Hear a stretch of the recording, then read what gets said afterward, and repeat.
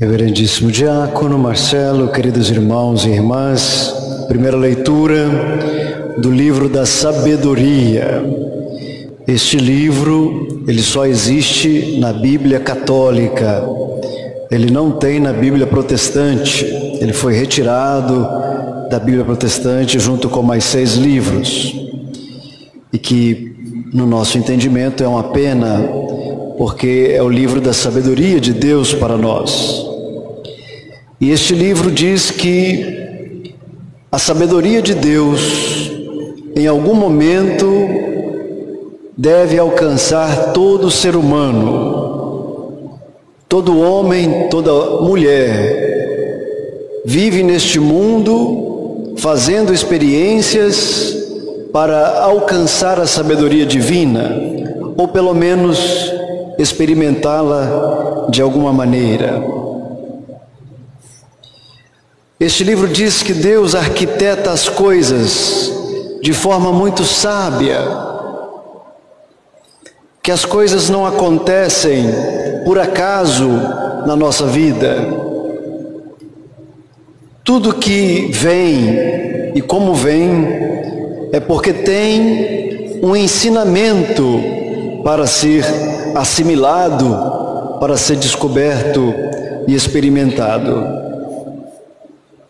E se existe algum homem, alguma mulher que, ao invés de entender que determinado acontecimento refere-se à sabedoria de Deus, o tempo vai passar e Deus vai fazer chegar para este homem, para essa mulher novamente, um outro fato, um outro acontecimento, para que ele entenda a sabedoria de Deus.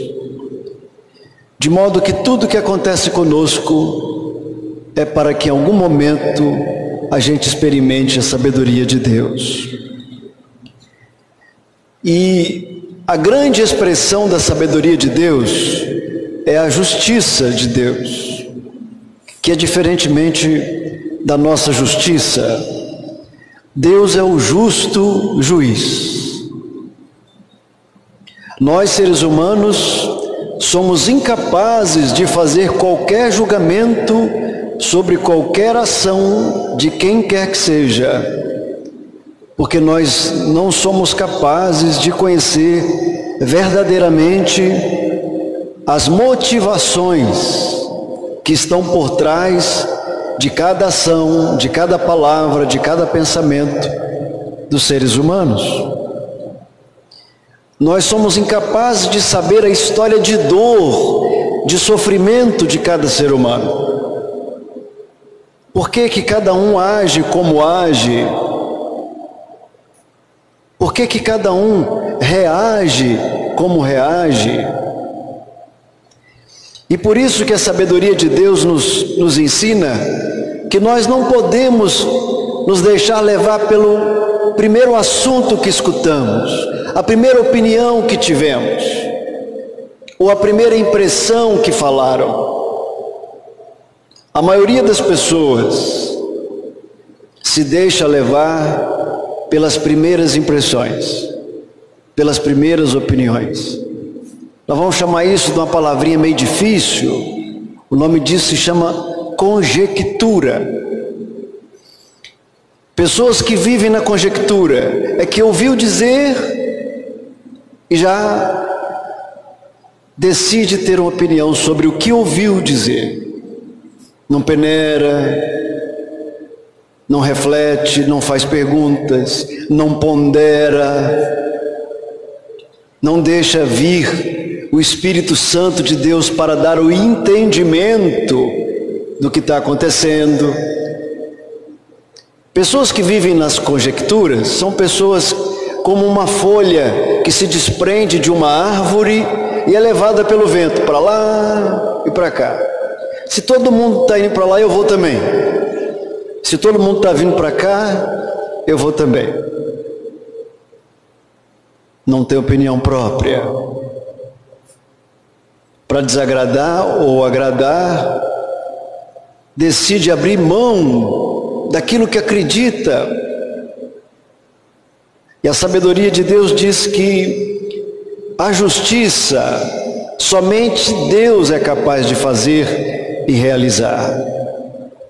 Nós, seres humanos, entendemos que justiça é condenar quem cometeu crime. Concordam? E para Deus, a justiça é absolver quem nunca cometeu crime.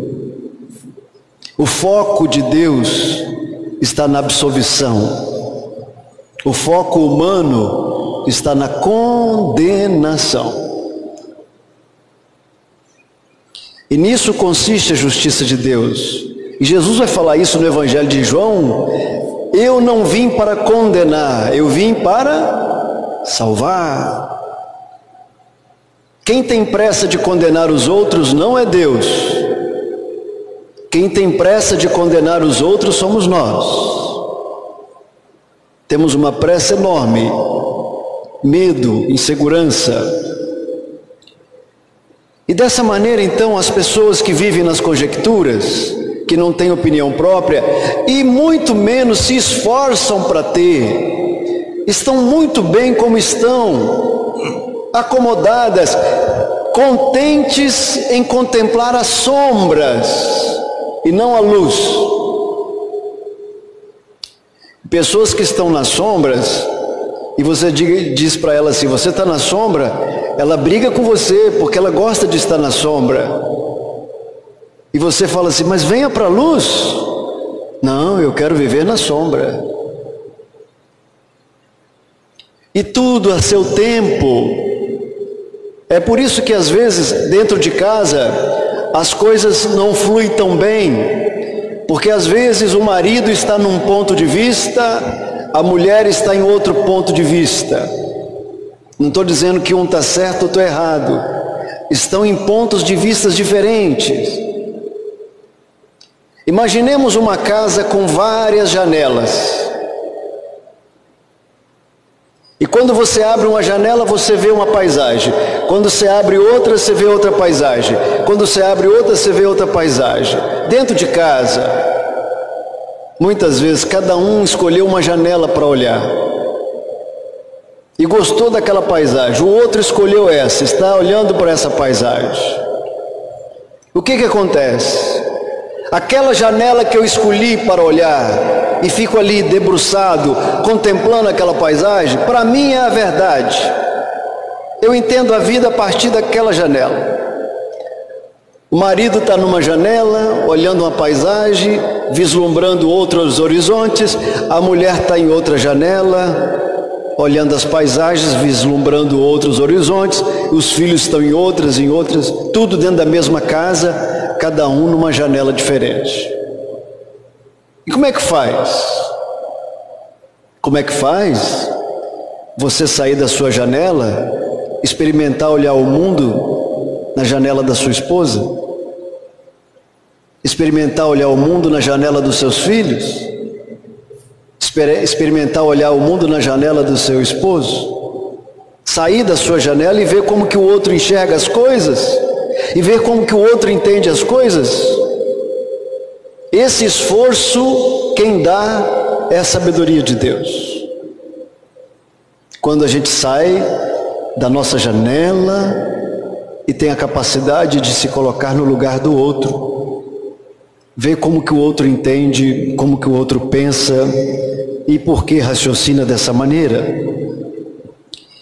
E a carta de São Paulo aos Romanos me parece que vai muito ao encontro desta sabedoria quando diz que o Espírito Santo vem em socorro da nossa fraqueza, pois não sabemos o que pedir e nem como pedir. É o próprio Espírito que intercede por nós com gemidos inefáveis. Então, todas as vezes que nós vamos fazer oração, deveríamos pedir ao Espírito Santo: Espírito Santo, me dê a palavra certa na minha oração, para que eu não fale palavra vã. E a Bíblia condena oração que repete palavras vãs, oração que não brota do Espírito Santo de Deus. A oração da Ave Maria, a repetição não é uma repetição vã, é uma oração que brota do Espírito Santo. O Senhor fez em mim maravilhas, santo é o seu nome. Desta maneira, amados irmãos e irmãs, todas as vezes que nos colocamos em oração e nós permitimos que o Espírito Santo suscite em nós a palavra certa do jeito certo, a gente atinge o coração de Deus com a nossa oração. Muitas vezes eu me pergunto se minha oração está agradando a Deus. Às vezes eu estou rezando, mas estou errando o alvo. Estou atirando para tudo quanto é lugar, mas estou errando o alvo. Certa vez atendi uma pessoa que disse assim: padre, eu já fui em tudo quanto é religião. Católico, evangélico, espírita, fui no terreiro. Eu estou em busca de solucionar o meu problema. Macaco pulando de galho em galho. Tem dificuldade de criar raízes.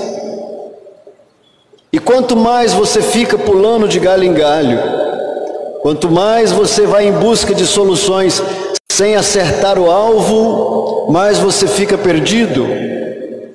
E olha, eu vou dizer uma coisa para vocês: pessoas que vivem pulando de galho em galho, chega um momento que a cabeça pira, fica louca, porque não sabe mais quem ela é. Todos nós temos necessidade de criar raízes. Por que que uma árvore cresce, expande suas folhas e os pássaros vêm fazer ninho sobre elas? Porque a árvore tem raízes profundas. Quem não cria raízes profundas não consegue ser suporte para ninguém. Ninguém ancora em quem não tem raízes profundas. Pessoas que são muito superficiais, ninguém consegue ficar perto, não tem força, perde vitalidade.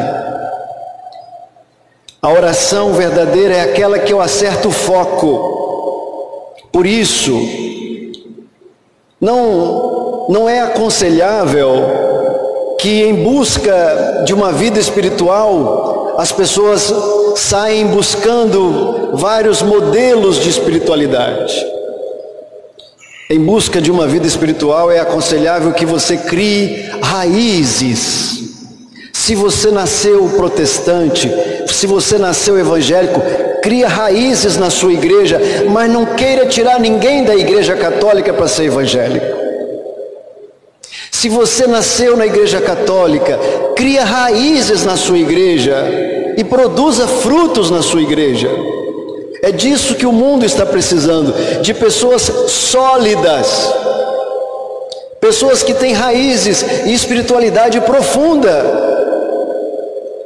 Como pode alguém querer levar alguém a algum lugar que nunca foi? Vem comigo que eu vou te levar a um lugar. Que lugar? Não sei, nunca fui.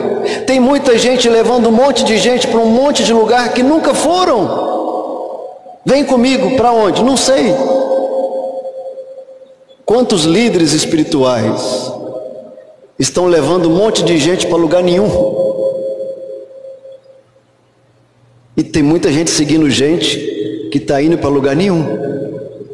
Crie raízes na igreja e na religião que você recebeu dos seus pais, para honrar os seus pais. Quem honra os seus pais jamais abandona a igreja dos seus pais, jamais. O Espírito Santo é que nos suscita a palavra certa, na hora certa e do jeito certo. E para terminar a pregação de hoje, o Evangelho de Jesus Cristo segundo São Mateus. Eu gosto demais desse Evangelho, na perspectiva, querido irmão, querida irmã, de como Jesus, ele possui a verdadeira sabedoria de Deus. Deixa o joio crescer junto com o trigo. Primeiro momento a gente diz assim, deixa crescer porque Senão, na hora que você vai tirar o joio, você pode tirar o trigo. É o que está escrito aqui, literalmente. Mas existe um ensinamento para além disso. Deixa crescer, vai que o joio para de ser joio. Deixa crescer, vai que o joio seja contaminado pelo trigo. Vai que o joio seja iluminado pela luz daquele que acredita em Deus. Eu acredito nesse evangelho mais nessa perspectiva de que Jesus está nos ensinando que todas as pessoas precisam de tempo para entender as coisas e como as coisas acontecem. É ou não é verdade que você e eu erramos por ignorância? E se Deus não nos tivesse dado tempo, nós estávamos perdidos? Graças a Deus que Deus deu tempo para mim, para eu corrigir meu erro. Deu tempo para você corrigir seu erro. Deu ou não deu? Deu. Então eu vejo esse evangelho nessa perspectiva. Deixar o joio com trigo é Deus dando tempo para que as pessoas melhorem, para que as pessoas aprendam com os ensinamentos, com os acontecimentos da vida, para que as pessoas sejam contaminadas pelo bem, pela luz, para que todos possam experimentar Deus. Nenhum ser humano nasceu para ser joio, nenhum ser humano. E se você, para terminar a pregação, se você for pegar qualquer ser humano, teve uma infância. E lá na infância, esse ser humano era puro.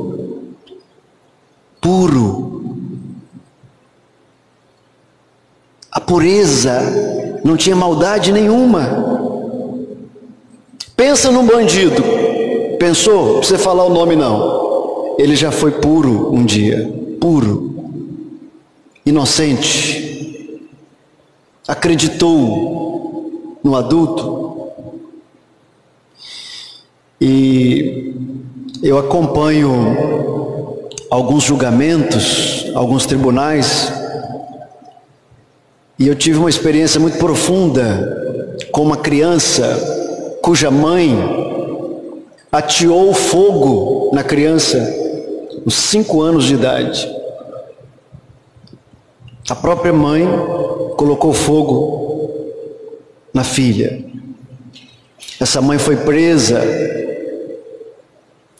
A filha ficou meses internada, recuperando da queimadura, o corpo todo deformado, e teve um julgamento no tribunal, e a mãe foi chamada, a filha também, com o advogado, para ver quem vai ficar com a tutela da filha.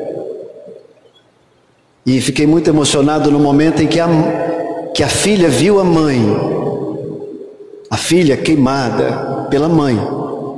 Quando ela viu a mãe, ela pediu assim: deixa eu ir para o colo da minha mãe. Na cabeça da criança, ela não consegue entender que aquilo foi maldade. Ela não consegue entender que uma mãe poderia ser tão brutal. Toda criança ama incondicionalmente os seus pais. Incondicionalmente. É por isso então que ninguém nasceu para ser joio.